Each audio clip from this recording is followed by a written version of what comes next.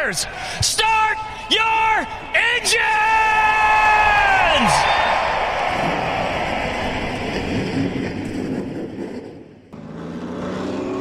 Yellow's out. Man, we just about outran him. And he busted her. What is up, everybody? It is currently Friday, April 1st, April Fools. And we're back. The green flag is out, and we're ready to roll 3Y with DJG. Dakota, how you doing? I am feeling fantastic. We got this set almost done today. I mean, it looks beautiful. I'm so happy. Those of you watching, you kind of get an idea of what we're working with here. Yeah. So I love it. I do too. I will say, we started Monday or Tuesday and got it done today, almost. I mean, we have to clean up the wires a little bit.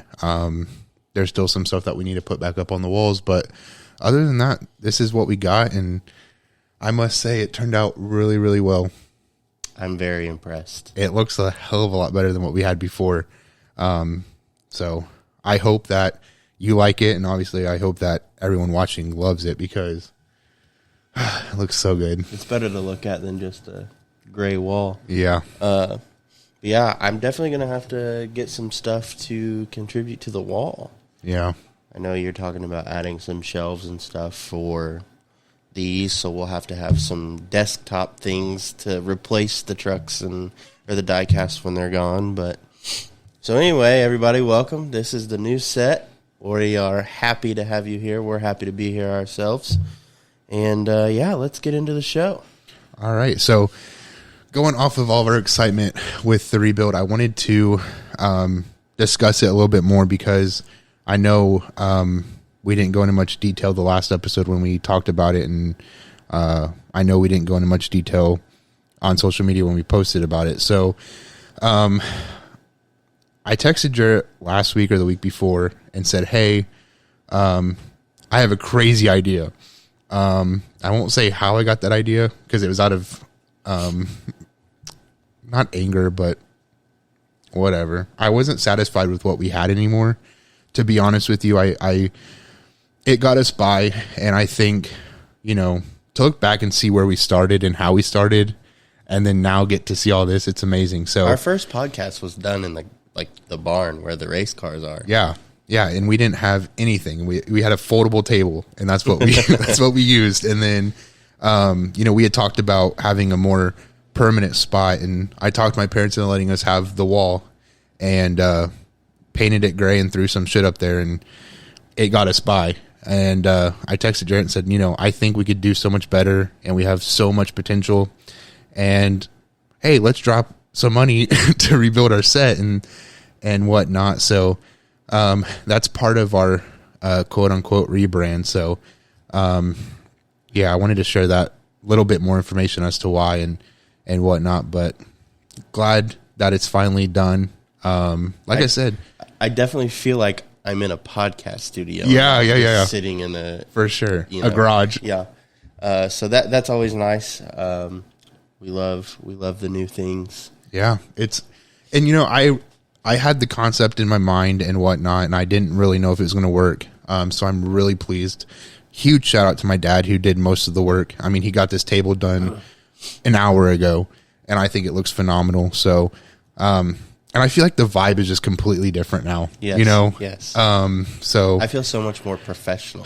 I do too. And that's where, I don't want to speak for you, but I'm sure we both agree we want to take this to another level. And I think something as small as our space is going to get us there. And I think that this is a great change that we needed. And I think that it's going to be great in the future. So like I said, we got some other stuff to do to get it done, but it looks phenomenal. Absolutely. And, you and I both talked about adding a second camera angle, which we did for our first episode, but then quickly realized how much more difficult that was going to be than we thought. So we're still discussing that and how to do all that and ideas for that. And, I think with having this big of a space with one camera, it kind of, there's a lot going on. Yeah. Meaning you have this one camera covering the entire area, so you can't really focus on you or I when we're talking, or not as well as I'm sure people would want to. So I think that adding the second camera maybe a little bit closer up to, one facing me, one facing you, stuff like that. Just all the other little things that you and I have talked about that we'll be bringing out in the future. Yeah, and I mean, it's like Jarrett said last time, and we say it every week, we're always learning, and it's on me to learn how to edit better, so I'm trying really hard.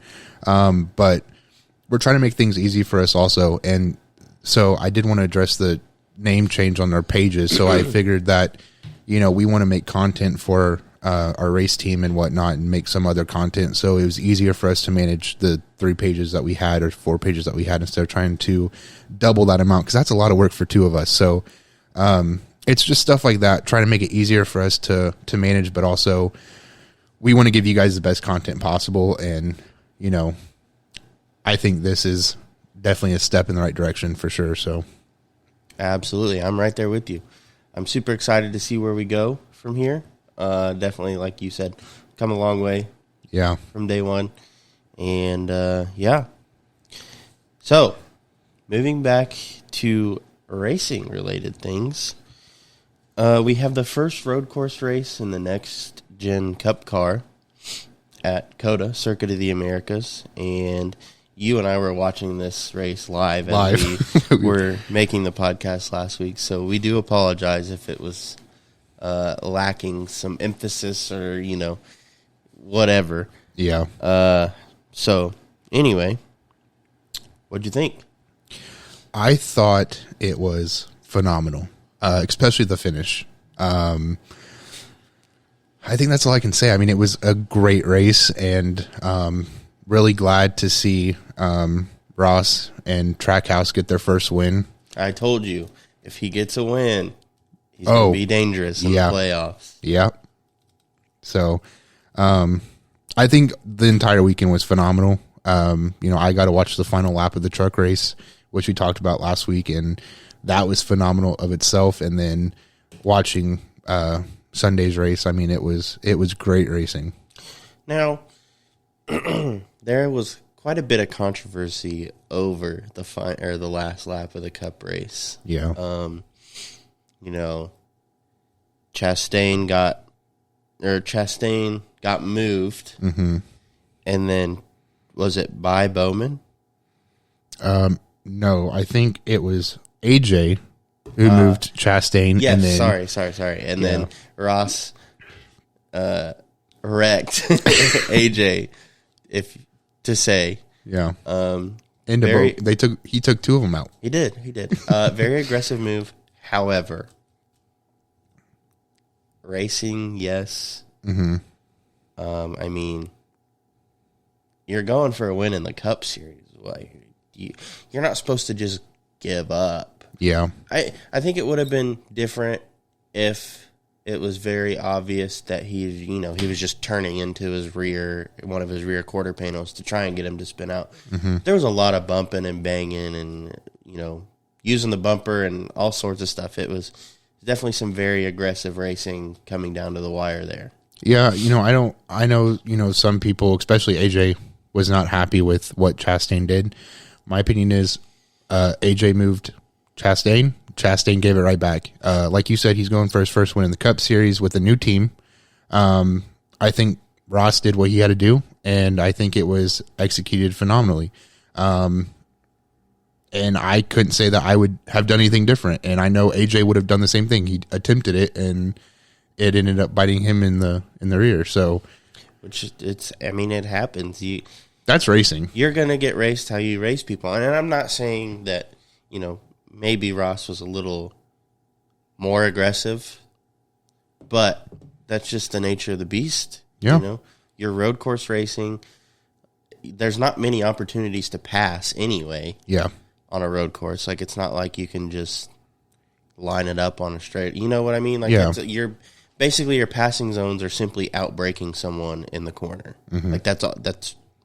And I think that's how AJ got around Ross the first time. Was he got around him during a breaking point. So, I mean, if this was a conversation about, 2 or 3 laps ago, for sure, I'm sure the conversation would be different. But this is a last lap attempt. Last lap Hail Mary. Yeah. And again, I wouldn't have done anything different. I don't know too many people who would disagree with me and say, I wouldn't do that. You're going for your first cup win with a new team. I'm with you. So phenomenal. I'm doing the exact same thing. I'm sorry. Yeah. Actually, I'm not sorry, but I would be. You say sorry if you bump somebody. I said sorry to somebody who I was in their way, and I was like, I'm sorry. The dude ran over Dakota, and Dakota apologized for it. Trying to be a bigger person. It's better for me, I guess. Real quick before we move on, can we talk about how bad the Indiana weather has been lately? Shit. 48 hours ago, it was 70 degrees. I had my windows down. Yeah, and I walked out to my car this morning to go to work, and it was covered in snow. And well, it was snowing. And I mean, not just, there's snow falling. No, like big flakes of snow. It happened last week, too, because it was when I was still training, and I had to be at work at 7.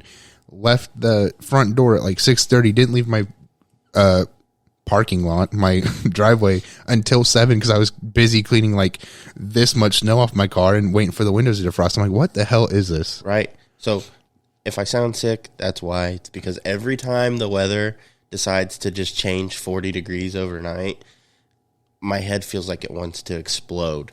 Yeah, and more recently, it's been changing back and forth every other day. So it's like, I can't catch a break. No. And I'm the same way. I'm lucky that this time around I wasn't sick, but last time this happened, I was sick. Yeah. So we did cover trucks and Xfinity last week. I don't know if you want to go over it again. I just put the results because I botched it. Again, apologies. I was too focused on that race. So I do want to clarify, just so everyone's aware, that Zane Smith finished first. John Hunter Nemechek finished second. Kyle Busch third. Ben Rhodes fourth.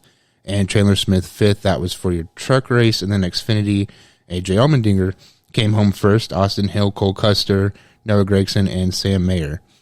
So that was your results from COTA and not Atlanta. So this week we're on to Richmond. Yep.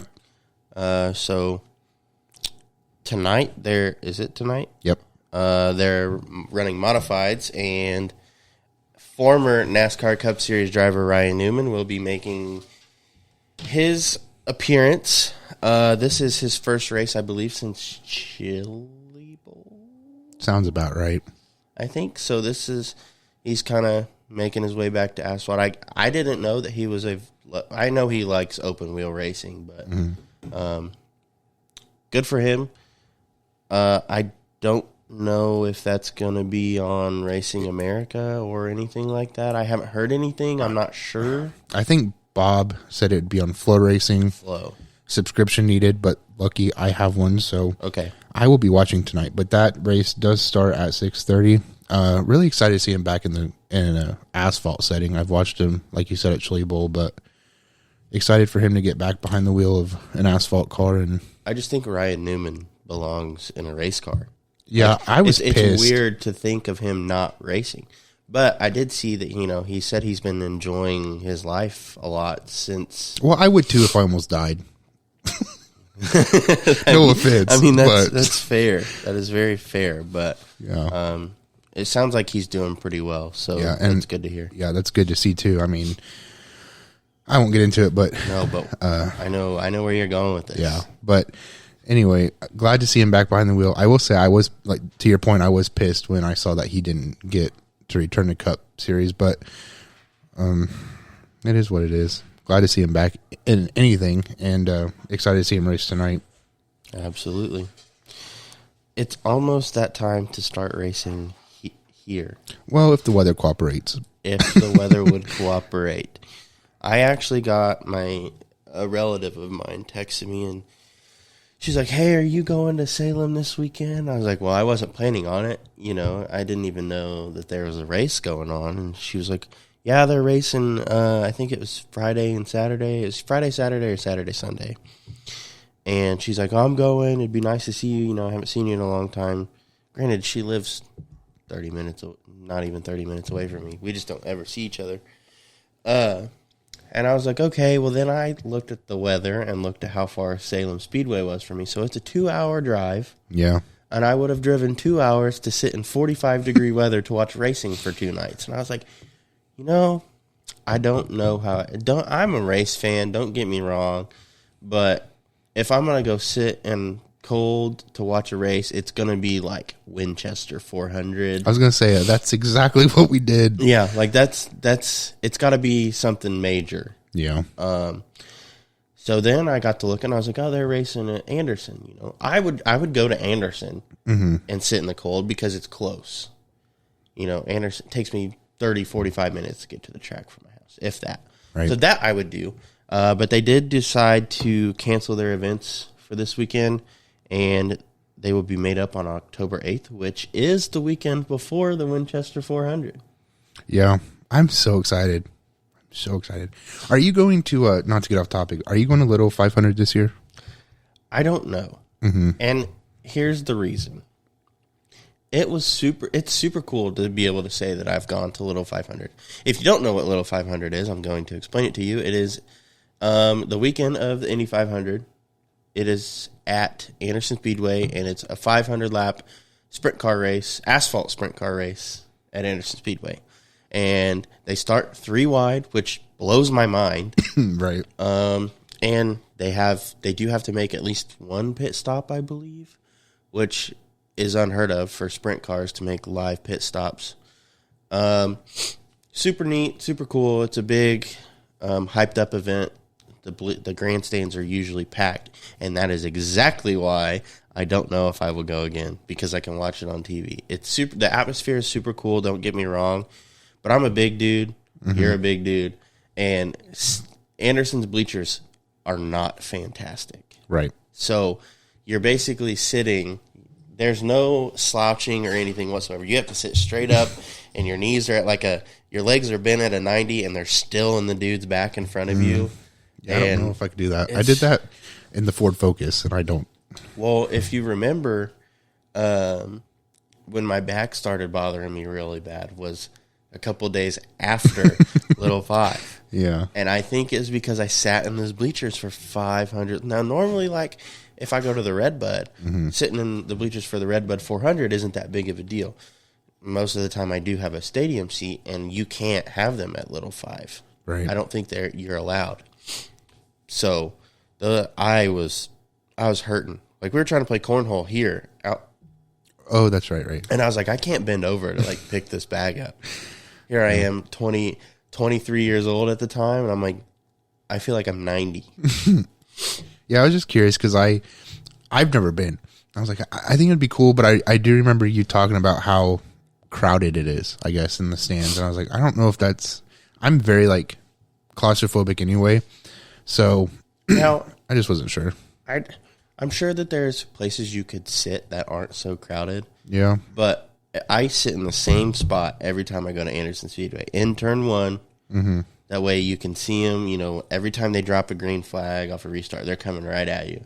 And that's my favorite spot to sit. A lot of stuff happens in turn 1.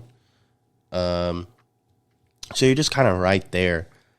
However, I think if you sat maybe on the backstretch, which is where I sat the first time I went there, it might be a little less crowded. I don't know how much it'd be to get a pit pass to go sit up in the really tall bleachers, but those were kind of empty. Yeah. I don't know. I might just sit at home and watch. It'd probably be better that way. Yeah. It's also very hard to keep track of the leader when you're in person because there's 30 sprint cars on a little half or quarter mile. Right. Yeah. I might watch at home, but I do need to check my email for Winchester 400. Oh, yeah, because they changed the... Yeah, I'm still confused, but I'm excited to go back regardless. Looking forward to it. I told you we might have a camper this year. I hope so, because guess what I'm doing? I'm going to somehow load all this shit up into it, and we're going to take it with us. Well, I personally don't mind tent camping, but if it is like it was last year, you can kiss it goodbye. I will come home. Oh, I won't even go until it's race time. I will. Look, was it a horrific experience? Maybe not. Would I ever do it again? No, I wouldn't. I would really think that I enjoyed it as much as I possibly could given the circumstances. Like, And that took a lot, especially from you, because you were sick. I felt like crap. I literally, granted, medicine's kind of expensive, but like I literally went to CVS right before we left and dropped $80 or $90 on like NyQuil and Mucinex and stuff to just get me through the weekend. I was like, dude, I feel like death. And then I get rained on. It's cold. I get rained on while I'm sleeping. Yeah. And I was just like, I don't think I'd want to wish that on my worst enemies. It was bad. It was horrible. But the things you do for the Winchester 400. Exactly. All right. So, moving on to some more short track news. The SRX series is holding a fan vote, which opens Sunday. Now, fans will get to vote for a guest driver who will appear at Nashville Fairgrounds Speedway. Voting runs through May 6th, and then the winner will be announced May 7th during the ARCA East Series race at Nashville. And then the SRX series will have their race at Fairgrounds Speedway July 9th. Your drivers... Before you say this, let me say, this lineup of possible drivers, I don't know if it could get much better. I agree 100%. It's really good. It is. And when I first saw it, I was like, easy. I know who wins this. I don't think so. I don't it's think a so toss-up. So your eligible drivers for voting is Brittany Zamora, Bubba Pollard, Cole Williams, Michael House, our boy Steven Nassie, and Dylan Fetco. Fetcho. I always fucking do that. I am so sorry, Dylan. But I think, I don't want to speak for you here, but I think when we saw this, it was obvious to us. We're both like, oh, Nassie's got this on lock. Yeah. And then we saw everybody else, and you're just like, maybe not. Yeah. Bubba Pollard's hot right now. Yeah. He's doing really good. Cole Williams, I think he considers Nashville like his home track because I'm pretty sure he's from Southern Indiana anyway. Yeah, and he's the one that beat excuse me, Cody, right? Yes. I'm rooting for him. I know Brittany Zamora has run really well there as well. Isn't she one of the ones that picked up the Busch sponsorship with like Natalie Decker and all of the females in racing? I wouldn't be surprised. I think so. But she's done a really great job at making a name for herself. Michael House is solid. Dylan Fetcho. I mean, these are all really good drivers. Yeah. Now, I'm going to vote for Steven Nassie. I think, Yeah. However, like if Bubba Paul, any of these guys win, I'm not going to be upset. Yeah. Yeah, no, I think, like you said, a solid group of drivers who all deserve this opportunity. I would like to say I'm going to vote for Steven, but I honestly don't know until we get closer to time, and then I got to consider it because, this is a big deal. And I don't know. They open voting for that long? Yeah. Oh, okay. Yeah, so I got time. Can you vote more than once? I think it's one vote per person, I think is what they said. I didn't know if maybe it was like a one vote a day. Yeah, I think it's a one vote per person, but even then, like you were talking about, like a bunch of these people have huge names in Nashville. So it's like there's going to be a ton of people voting, at least I hope so. So I don't know. It's a toss-up for sure. Absolutely. And I'm excited to see who gets it. Me as well.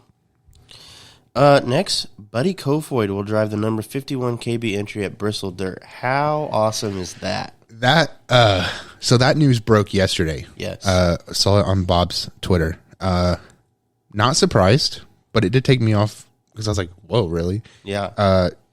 He definitely deserves it. I mean, he's a great, fantastic driver. I'm excited to watch this race. I'm going to say something really quick. Yes. So after watching Xfinity last weekend, and they had Ty Gibbs up, I'm like, dude, he looks like he is 12 years old. Yeah. Buddy Kofoid's not much different. No. He's pretty young. He is. Yeah. But it's just crazy to see all these young kids driving, he's driving for KBM. Yeah. It just blows my mind. And here I am, I'm 24, and I'm still here. We ain't shit. No. I won't speak for you, but I know I ain't shit. I'm not either. While we're on Bristol Dirt, I know I screenshotted this. I don't know how accurate it is, but you had talked about the numbers at Bristol Dirt this year at Bristol Dirt Nationals being low. So I took this screenshot because I wanted to ask you about it. So the Twitter is Dirt and Asphalt, and they said Bristol Dirt Nationals March 29th car count Hornets 84, street stocks 42, open modifieds 25, factory stock 7, and then 604 crate late models 7. So the total number is 165. Yeah. I feel like this number was well into like 200, 300 last year. I mean, it was a lot. I mean, obviously, I think it goes to say that your Hornets, your front-wheel drives are going to be the most there because they're not cheap, but in terms of racing, they are cheap. Yeah. So, you know. But I love to see it because I'm a little bit biased. However, I will say in the videos that I saw of them going around, they are flying. Yeah. They were flying last year too. I was like, holy shit. Like, yeah. Could I do that? Probably not. But I would love to. It is pretty cool to see. But I mean, like, all these bigger series. Yeah. And I don't know if it's... So, I did want to say that too. So, I saw some guy who claimed to be a driver say that they announced it really late. And that was why they couldn't make it. Because they didn't have enough time to prepare. But... That's a possibility. Then you have to factor in COVID, you know. Mm. I don't know how it affected all these race teams and such. Right. So money could be a difficult situation. And maybe a lot of people moved to a different class or simply just decided not to go because, I don't know. Yeah. To each their own. But there's a lot of factors that could play into it. However, I have not seen very much positive feedback regarding Bristol Dirt Nationals this year.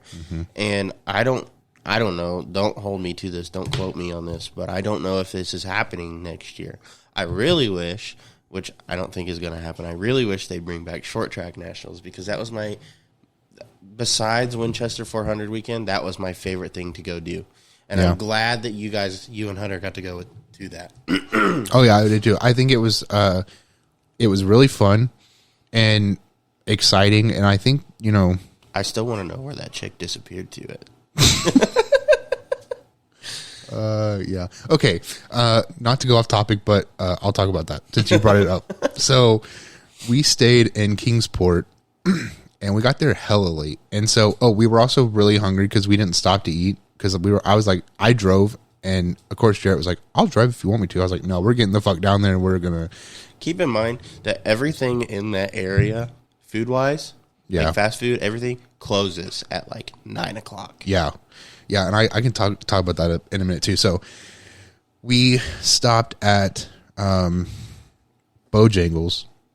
because we never had it. We never had Bojangles, and we wanted to try it. Yeah, so we went to Bojangles, and they were like, "Hey, we should go somewhere else just in case we don't like this." So we went.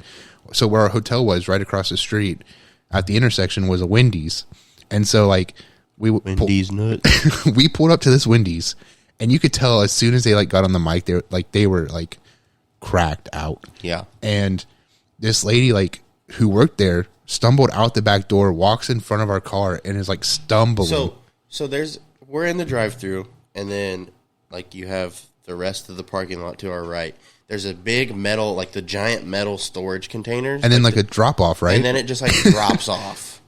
And this chick comes walking out and walks by our car, we see her walk behind the storage container, gone. And we were there for a good amount of time because they either didn't get our order right or we were waiting for food. 5-10 minutes for sure. And she never reappeared. No, gone. So we all, to this day, we wonder what happened to her. God bless her. And then, so we went to the track Saturday or whatever it was. And we got out pretty late. I think it was 10:30, 11 o'clock. And we were trying to go get food. And all these motherfucking places were closed. Every single one of them. And so we went to, So we went to a McDonald's. And we pulled up to they had these weird ass. I forgot about that.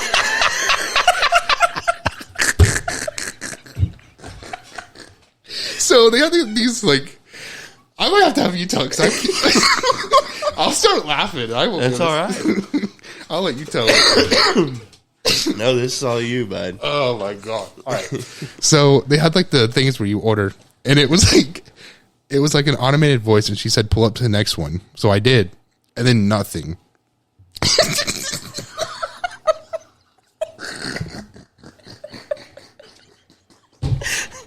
I won't be able to get through this. Okay, so we're sitting there.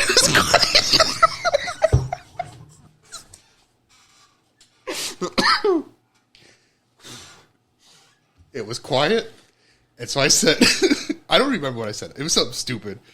I was like, I want some chicken nuggets. I was like, what did I do? Damn it. I was like, hi, yeah, I would like a number 10 large with a Coke, please. And then nothing. I was like, hello? Hello? I would like a and then I repeated it or whatever. And then the guy comes on. It was a lot funnier than that, sorry. But the guy comes on and goes, we're closed. Keep in mind, we looked up on our phones to see what time they closed. Yeah. And our phones told us that this I called him out, too. I was like, the website says you guys close at like 12. He's like, we're closed. So we didn't eat that night. All the lights on and everything? Like, it wasn't like... The inside lights were... no, maybe they were. Yeah. Because I think there might have been a car behind us. So, anyway, I don't know if we ate that night or not. What did we do? I don't remember. We probably just didn't eat. Probably went back to the hotel. And then we tried to go to Crackle Barrel across the street. Dude, we got looked at. Like, we were... I don't even know. It was the weirdest thing ever. Like, yeah. We show up to Cracker Barrel, which Cracker Barrel's really good. Yeah. And we show up. We're like... We're not dressed weird or anything. Like, we're just getting ready to go to the racetrack. And every single person there is just staring at us. Yeah, I don't know. It was the weirdest experience ever. Yeah, I've never been looked at like that. And I don't know. I don't either. So to sum it up, trip was like a 10 out of 10. I think the lady disappearing at Wendy's, our experience at McDonald's, I think really like helped my experience rating. So also, I do want to note that Bojangles wasn't as good as I thought it was going to be. However, we were kind of far away from our hotel when we got it. Yeah. And then we stopped somewhere else to get food. So maybe if you eat it when it's super fresh, your opinion will be different than mine. Yeah. And so up here in the north, we call it Code Red Mountain Dew. And that's what I wanted. And she's like, we don't have that. And I was like, it's right. She's like, that's not what it's called. I don't remember what it's called, but she's like, it's called this. I was like, well, I want that. And then you said that your biscuit tasted like... My biscuit tasted like it had marijuana in it. Yeah, I don't know what they're doing down there, but it was a fun trip regardless. It was. I will let you take this next topic. Okay. Big Shocked the fuck out of me when I saw it on Twitter. Last night, we were watching Spider-Man because Hunter wanted to watch it, and I was like, the fuck? I was shocked. Okay, so I'm going to read you the tweet first off. Let me find it. Dirt News, which I knew about this before it was made public. Mm-hmm. So USAC tweeted about the results have been confirmed after extensive lab testing, which I'll get into that here in a minute. And Keith Kuntz quoted the tweet and said, after waiting for a decision on this, we at Keith Kuntz Motorsports have decided that we will not compete in the USAC Nation Sprint Car Series going forward. But if you know anything about USAC, dirt, whatever, Keith Kuntz is a huge name in dirt, which I know, according to this, they're still racing midgets, which, you know, at Chili Bowl, they had, 7 of them? They had a ton. Something like that. So, very well known in USAC racing, or just dirt racing in general. So, I am going to go to the article that USAC posted. So let me give you some background information here, and don't hold me to the accuracy of this because I'm just telling you bits and pieces of a story that I was being told from someone who is very accustomed to dirt racing. Mm-hmm. So basically, there was also World of Outlaws is having the same issue that USAC was. Regarding tires. Yeah. So basically, there was a race in Ocala, Florida, and They took tire samples, and basically they all failed. Yeah, and I know I believe it was 4 teams that they randomly tested, and I think it said like the first lab tested I think the original lab test, they all failed, and then they sent them to 2 other labs. So they sent them to 2 other labs, and the 2 other labs didn't find anything wrong. Right. So they passed. But anyway, like apparently a bunch of people, and if you get caught doping tires, you serve a suspension and fines and blah, blah, blah, blah, blah. So the same thing happened with World of Outlaws, but they're handling it very differently. And that is all I will say about that, because I don't want to let something out that shouldn't be out. Not that we're that big, but you never know. I'm sure we can talk about it once it's public. Yeah. All I know is that dollar bill, y'all. That's all I'm going to say. So, like we said, the first place testing tires, everything failed. A bunch of people. And then they sent it off to 2 other places, and they passed. So everybody's like, well, what's going on? So USAC released this yesterday. Officials of the... this is going to be kind of lengthy. This is a little lengthy article, but... That's fine. Bear with me. Officials of the United States Auto Club released information on Thursday, March 31st, relating to extensive tire analysis following the testing of tire samples following a USAC National Sprint Car event in Ocala, Florida in February. Routine post-race tire samples were taken by USAC officials, following all protocols in securing samples and submitting for lab analysis. The initial testing resulted in all 4 samples from 4 unique race teams being returned as not meeting the benchmark, which is a measurement versus the original manufacturing date code of the tire samples taken. Additionally, those traits were not those typically found in tires, which have proven to be altered from the manufacturer specification for the purpose of competitive advantage. Excuse me. The analysis of the original result not meeting the benchmark, as well as having an atypical pattern of all samples failing the benchmark in an identical manner, resulted in USAC requesting extensive additional testing and analysis being completed to verify initial testing results. Lots of testing. Testing. 1, 2, test 1, 2. Tire samples which failed the original test, along with the original benchmark samples, were sent to 3 prominent testing labs, including the original testing lab, for further analysis. While the known failed sample again failed at the original testing lab, this same tire sample was testing during the same time window at 2 additional labs, and both of those labs deemed the sample as not altered from the factory specifications. After receiving guidance from the 2 alternative testing labs that these samples met benchmark, specific instructions were given to both labs to retest in an attempt to identify a specific chemical trait that was prominent in both the initial failed test and the retest by the original lab. With the specific chemical trait as their guide, both alternative labs reported they could not find this chemical trait that prompted the original failed test. Additionally, based on the professional opinions of 2 additional testing facilities, the tire samples presented were not deemed to be chemically altered from the manufacturer benchmark. A third-party executive professional compounder found one of the world's largest tire manufacturers reviewed all results and concurred with the end analysis. USAC takes any altercation of specified tires as an attempt to gain an unfair advantage and a serious rule violation.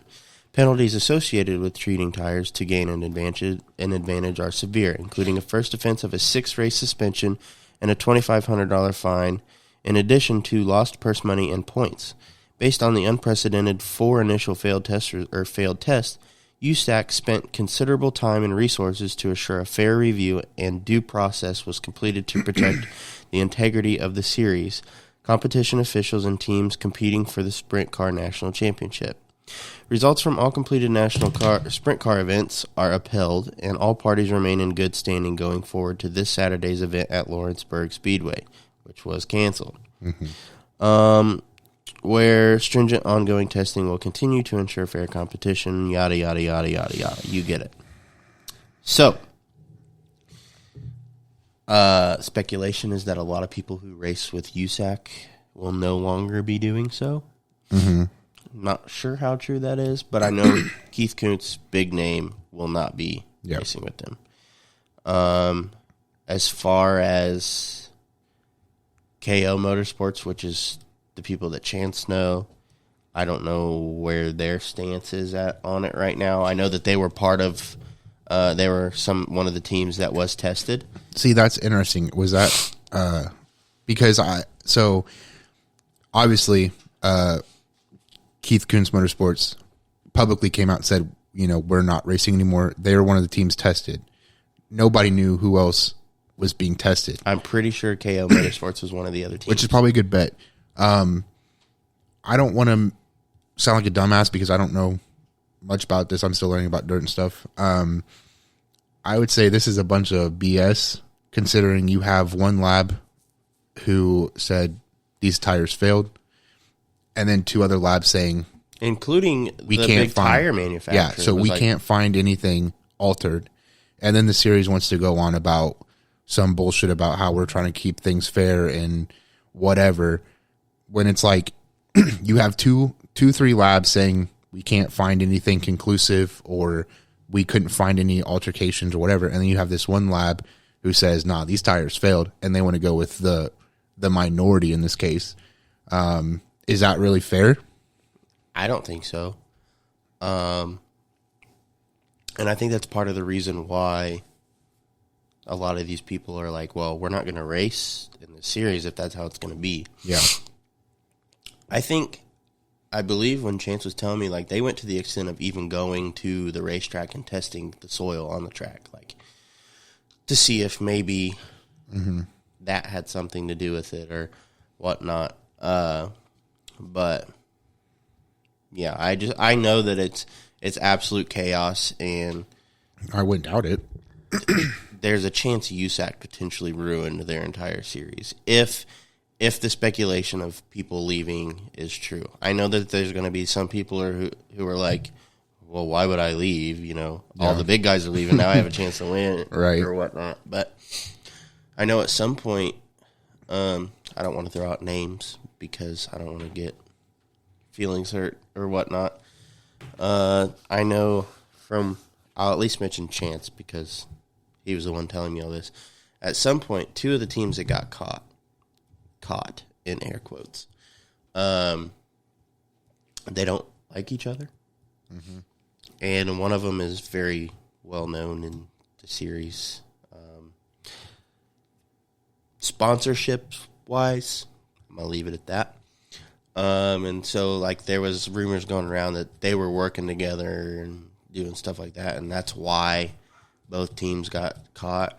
And one of the one team owner was like, I hate that son of a bitch. Why would I be helping him? Like, I'm glad he got caught. Right. Or whatever. So, I don't know. There's just a whole lot going on right now. Even when I've been, like, texting Chance about it, I was like, what's happening? He's like, honestly, don't know. He said, there's a lot. It is absolute chaos.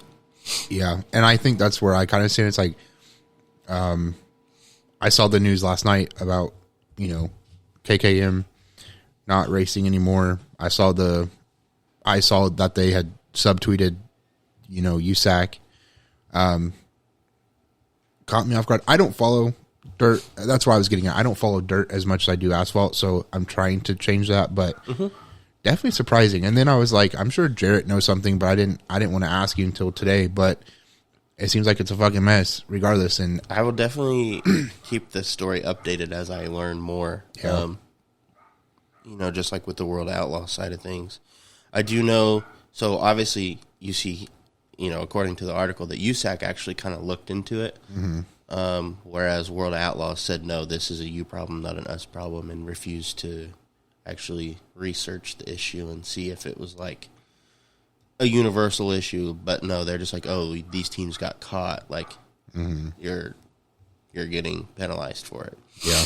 So I think that's where the issue on the World Outlaw side's coming in. I know lawyers are involved, and that's yeah. I will say, right, like when you were talking about it and everything, it's interesting to me, and I wonder, because you said USAC probably just destroyed everything they had. I don't want to say probably, but I mean, if the potentially, yeah, for sure. But I have no doubt in my mind. I could see a bunch of drivers and teams saying like, we don't want to be a part of this anymore.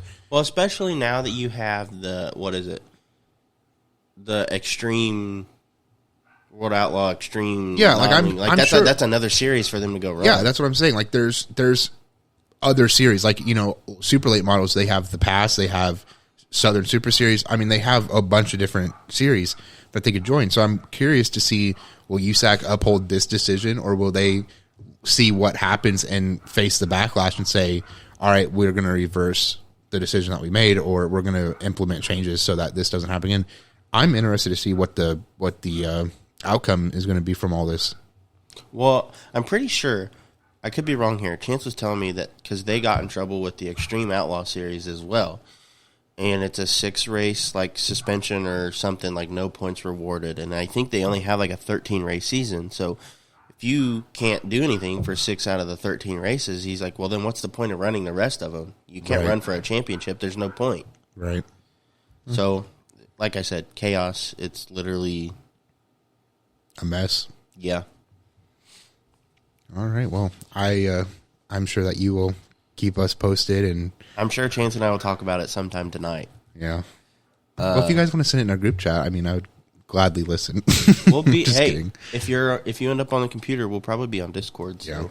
Yeah. It was just a joke. I haven't talked to Chance in a while, so hope he's doing well. He is. All right. And then our last big piece of news. This kind of shocked me too. And I know there's some, not controversy around it, but a lot of naysayers, I guess. So F1 announced that they will be hosting a race in Las Vegas in 2023, so next year. Your thoughts on that? I think it's cool. Mm-hmm.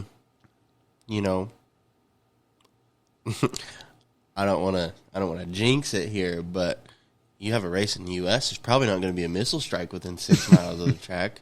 Well, hopefully, you never know with the way things are going right now. Yeah. But I think it's cool. F1.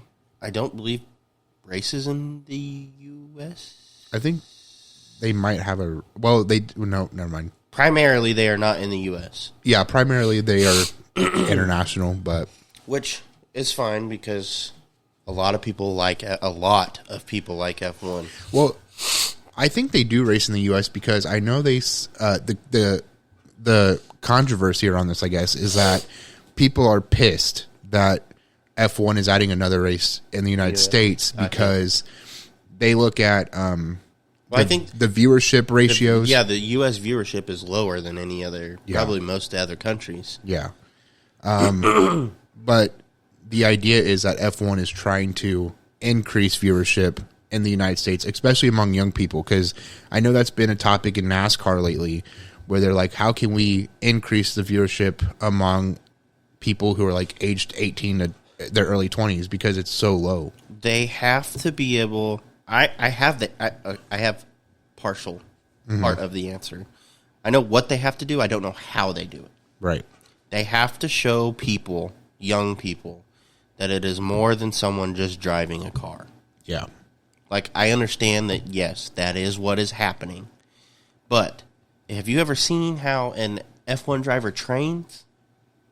Yeah. Like, it's insane. And to say that these drivers aren't athletes absolutely blows my mind. Mm-hmm. Because they are. And, NASCAR, oh, well, they're just driving in circles. No, they're not. I mean, yes, watching it, yes, that's what you see. They are just driving in circles. But it's more than that. It's way more than that. Like, there's strategy, and there's a lot of engineering and math and all this and that involved. Like, there's a lot to it that, as a just typical viewer, you don't see. Mm-hmm.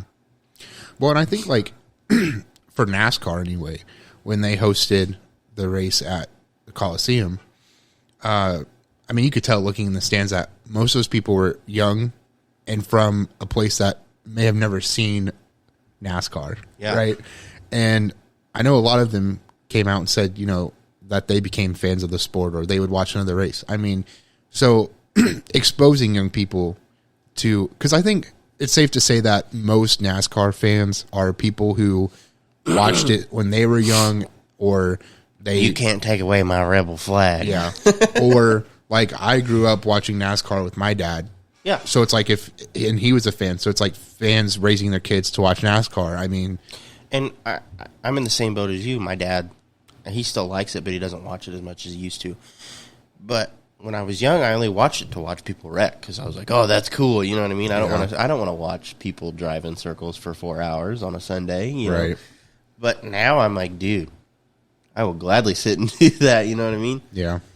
And I want to say that part of that's because I have an engineering background now. I understand it a little more. But you don't have an engineering background. Yeah. And you enjoy it for more than just driving in circles. So they have to figure out a way to get people in your shoes to get from point A to point B like you did. Well, I think this might be far-fetched, but I think another idea would be to have the drivers be more personable, right? Like, or more accessible in a way. Like, Ryan Vargas, Kyle Weatherman, these guys are active on TikTok, which is a major app used by people in the age group that they are targeting. I will say a Cup Series driver that handles social media very well is Denny Hamlin. Yes. I'm not a Denny Hamlin fan by any means, but I will say his engagement on social media is probably top tier. Yeah. I would agree 100%. He's one of the most active that I've seen, and he's usually one that responds to multiple people. So like I know he had made a tweet a while back about trying to move away from the current. I want to say it's like moving away from the current model and not focusing on money and people bringing money into the sport, but focusing on giving people who are short track racing, for example, an opportunity who may not have the funding and all that stuff. So, and he responded to a ton of people. So, I mean, absolutely. And I think, I get that there's a lot going on as a NASCAR driver. Yeah. So it's not just you run your 400 laps and then you're done until next Sunday. Like that's not the case. They got a lot of stuff going on themselves, but I think, it's important. Like anytime, for example, I'm going to use Stephen Nasse as an example. Pretty much any time I've ever tweeted at Stephen Nasse, he's at least liked it. Mm-hmm. So, I mean, like that's big as a fan. It's like, I have some sort, like granted, he doesn't reply or whatever. I'm like, there's still interaction there that just makes him more likable. Yeah. It shows that they are paying attention to their fans and all that. I also think, and I've suggested this before, if somebody can make a series around whether it's short track racing or the NASCAR, like Drive to Survive on Netflix was a huge hit. I know that NASCAR and the community was hoping that Bubba's documentary would help out in some way, which I think it probably did. I know I've seen a lot of feedback on it. It was honestly it was way better than I was expecting. I'm not going to lie. But it wasn't, I don't think it was about trying to get people to NASCAR. Right. Because it didn't explain a whole lot of NASCAR stuff. Right. But if they can do something like that, and I was saying more for like him being personable and people learning more about him, absolutely. whatever, that's for him. But if they could do something like that to get more people interested in NASCAR, I've thought about this, dude. I was like, okay, I've watched F1's series. Why the hell can they not do this for NASCAR? Follow them for a whole, 36 races is a lot. But and all that. But if you could do that, I mean, I would watch it for sure as a fan, but I'm sure that would pull in a bunch of people. Or you could follow short track racing, a series, Racing America, like do it. Like I would love to watch something like that. Absolutely. I definitely think there's potential. Now I understand, you got to have money to do stuff like that. Right. You got to have personnel. You got to have people dedicated to that, which might be an issue. But the potential's there. Yes, 36 races or whatever is a lot. But you don't necessarily have to cover every single race. Right.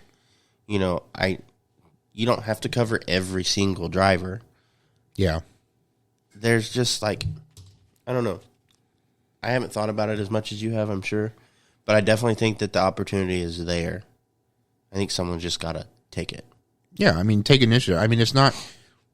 I mean, the possibilities of how you do it and when you do it are endless, but I think that's a crucial part in growing your audience. I mean, NASCAR's response to this or whatever, maybe not, it was just stupid, was their Netflix series that was a fucking comedy. And yes, I watched it and I was like, this is fucking stupid. I didn't even watch it. I watched like half the first episode. It was like, awful. I don't know how I feel about this.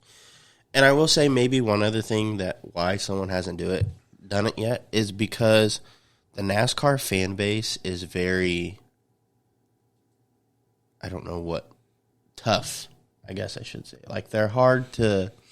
And they're going to be the reason, and I'm going to say this with full fucking confidence, those type of people are going to be the reason why this sport doesn't fucking succeed. Yes, because they're... They're always going to bitch about something. Stick to the book. This is how it was when Earnhardt was here. Blah, Yeah, blah, and we're never going to get back to that. No. And, like, just like, I understand the whole situation with Bubba and the noose and this and that.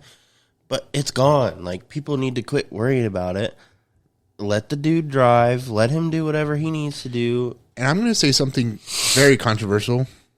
Hate him or like him, I think Bubba has done a lot of good for the sport and has brought in a lot of new... He's done things that not many other drivers have been able to do, regardless if you like it or not. And, so, like, I've said this since day one. I do not have an issue with Bubba Wallace. None. What I have an issue with is him being shoved down our throats. Yeah. Week in and week out. I'm like, I understand what is happening. I am very aware of what is happening. I'm very aware of what he has been doing for the sport in terms of making, I guess, adding diversity to the sport. Right. Which I think is needed. I think it's very much needed because I'm not trying to sound bad here, but do you know how many times I've gone to a racetrack and it is all white people and that is it? Yeah. 99% of the time. I don't really pay that much attention to it. Right. Like, it doesn't, I don't want to say it bothers me that's how it is. I don't want to say it doesn't bother me. Like, I'm just like, if you're here, you're here. If you're not, you're not. Cool. But yeah, I do think that NASCAR fan base has this negative stigma to it about, racism and this and that and this and that. That I think drives a lot of people who would be the ones to take that task by the horns and like make the documentary, and I think that strays them away because they don't want to be associated with something like that. Right. But I think that I think the stigma needs to be broken, but in order to do that, some of the behavior that goes on, people are going to get pissed off. Yeah. But like, again, that's just part of it because people don't like change. Yeah, and again, that's going to be the same people that kill this sport. They're saying it's a dying sport. It's because there's so many people. Like, don't get me wrong, I don't sound like a hypocrite. I bitched when they released the schedule and we had more road courses than short tracks. But I was still open to it after it happened. I was like, hey, that was really good. And then, the whole next gen issue, and we were like, oh, I don't know about that. But, we have to be open to change or nothing is going to change, and we're going to keep going down this slope where NASCAR becomes more irrelevant. I'm a very firm believer in this. Okay, human nature, they don't like change because it becomes a routine. They get comfortable. They don't like being uncomfortable. But you can't keep doing the same thing over and over and over again expecting different results. Exactly. So something's got to happen. And I'm glad I'm not the person making those decisions on when things have to happen because that's a lot of pressure. But yeah, that's part of it. Well said. I agree 100%. I mean, it's like this. You either want the sport to succeed, you have to make these changes, or we could still be the least liked sport and not change and continue going down this downhill slope. And it's just like, I would want what's best for the sport. So it's like, what we got to give and take. I would love to be able to watch NASCAR 20 years down the road. Yeah. Oh, I would too. I've thought about this. I'm like, would I want... your camera just shut off. Yeah, it's fine. Sorry, everybody. We'll continue on with the audio, but it's like this. I want to live until I'm 55 and still be able to watch a sport that I love. I've been watching this sport since I was really, really young. So scratch that. I want to be 86 years old and still racing a modified at Mount Lawn. That's what I want to do. Yeah. I don't want to live till 85, but but yeah, I mean, this is the sport I love, and I feel like I want to see it succeed in all forms. You're right. Like, I don't know. I wish it was. I don't want to say simple, but you don't really see all this now. Okay, when like social injustices and stuff like that happen, yes, you have athletes that make their statement, or like NBA making league-wide statements and stuff like that. I'm not factoring that into this. I'm just saying that I feel like the NBA runs fairly easily. Like the operation itself is fairly easy compared to that of NASCAR. Yeah. Or the NFL to NASCAR. Right. Like, I just think, I feel like maybe the fan bases are more open to those changes that they make, right? Whereas NASCAR, like we said, the fan base is so freaking hard-headed that they don't like change. But that's the thing, like, these decisions shouldn't be hard to make if they are considered 100% whatever, and we know that these are the right decisions to make and the right changes to make. The pushback should not exist. Like, it shouldn't be this hard to implement changes in this sport. And it makes me wonder, like, why is this goes back to my question before, why is dirt racing succeeding more than asphalt racing? Why is there not a close competitive edge? Why is Formula One outperforming NASCAR? Why is maybe IndyCar? I don't know the statistics on that, but you know what I mean? Like, why can we not close this gap between these forms of racing? absolutely. And I do want to bring this up talking about, why is it so hard to implement change? Something super simple, the number shifting forward on the door of the car. Yeah. They received so much backlash for that. And I'm not going to lie, I hated it at first. Yeah. But you saw how teams dealt with it, and they incorporated it very well into their liveries on their car. And a lot of teams really, really made it work, and it looks good. Yeah. So, like, I'm just like, I might not like the original idea when it comes out. At first thought, I'm like, whatever. But you don't go and post. I'm not going to be like, I'm not going to watch NASCAR anymore. I'm not going to watch NASCAR anymore because they moved the door or moved the number up on the door. Like, that's stupid. It's still the same people racing. People just have to be willing, give it a chance. Yeah. Yeah, I don't know. It's like you moved the numbers forward and hell froze over. Basically. It's like... Granted, that one picture I sent you on Twitter yesterday. Awful. I did not like that. Has to be the worst paint scheme of 2022.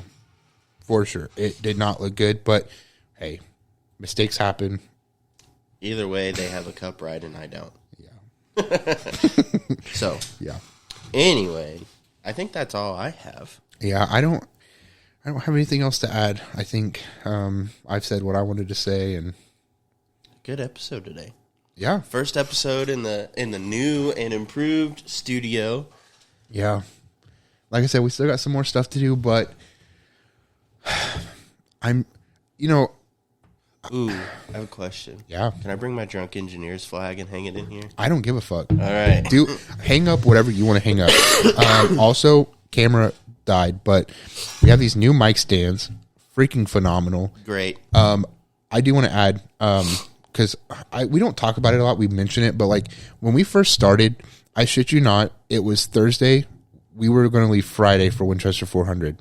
It was a Thursday. I texted Jarrett, said, hey, because I think we had talked about it before about starting a podcast. I was like, hey, I bought all this equipment and like I want to start a podcast, but like I don't know what the hell I'm doing. Would you be interested in joining me? And then we didn't talk about it for a while. And then I think it was like a couple of days before Thursday. We were like, let's do it. I texted you. I was like, hey, this would be a great time to do an episode. We could do a pre-race of Winchester 400. So we took, and I was like, hey, call our friend AJ and he could come on.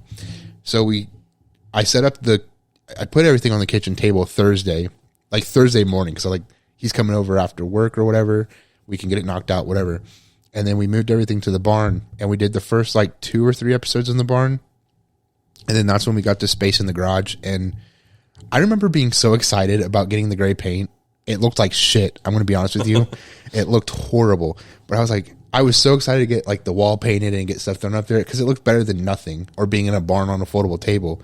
And then, like I said, I texted Jarrett last week or the week before and said, hey, like what we have is okay, but like we could be so much better. And it's turned out freaking amazing. And I'm so happy. Like I've never been this happy in a long time. With the new layout, like there's so much room for stuff. That's what I'm saying. Like, Just like the front of the desk, we can put stuff on, like Yeah. all sorts of like room for everything. I honestly don't know how that happened because, like, I mean, the walls help, the side walls, but like we had this whole wall and it just looked crowded and everything. And now, like, we could have multiple camera angles back and hopefully better. I'm so happy with it. And I also want to, like, again, give my dad a huge shout out for doing it. I helped out a little bit, but he did most of it. And I think it looks freaking amazing. It looks awesome. I'm super pumped to be in here.